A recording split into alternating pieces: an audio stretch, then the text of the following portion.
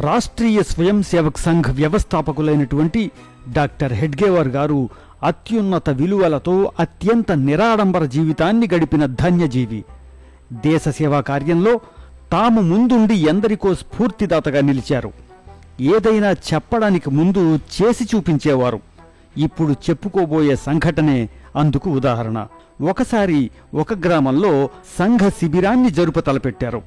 ఆ శిబిర నిర్మాణానికి, నిర్వహణ ఏర్పాట్లకు సంబంధించిన సామగ్రిని ముయ్యడానికి కూలీలెవ్వరూ దొరకలేదు. అప్పుడు డాక్టర్జీ స్వయంగా బరువుల్ని తన భుజంపై వేసుకుని మోసి కార్యాచరణకు దిగారు. డాక్టర్జీ గురించి తెలియని ఒక వ్యక్తి ఆయన్ను చూసి, "నువ్వు కూలీవా?" అని అడిగారు.